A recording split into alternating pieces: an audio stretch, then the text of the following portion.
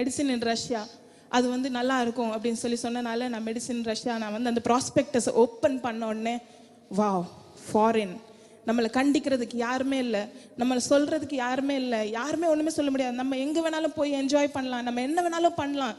என்ன நீ பண்ற, எங்கே போற, எப்போ வர்ற, யாருமே கேட்க மாட்டாங்க. அந்த ஒரு சந்தோஷத்தில் அந்த ப்ராஸ்பெக்டஸ் பார்த்தோன்னே கலர்ஃபுல்லாக இருந்துச்சு. பா லைஃப் டு என்ஜாய் அப்படின்னு சொல்லிட்டு I took the prospectus. I went to my dad. I said நான் மெடிசின் படிக்கிறேன்னு சொல்லிட்டு, டேடியும் சரிம்மா மெடிசின் படி, நீ ரஷ்யா போ அப்படின்னு சொல்லிட்டாங்க. In school, I was the most naughtiest girl in my class. There are times when teachers used to call my friends. என்னோட வேற ஃப்ரெண்ட்ஸ் எல்லாம் டீச்சர்ஸ் கூப்பிட்டு, தயவுசெய்து அவ கூட சேராதம்மா, நீங்கள் 12th நல்ல மார்க் வாங்க, அவ கூட சேர்ந்தீங்கன்னா நீங்கள் கெட்டு போயிடுவீங்கன்னு சொன்ன காலங்கள் கூட உண்டு. That bad I was in school. I was not listening to anybody.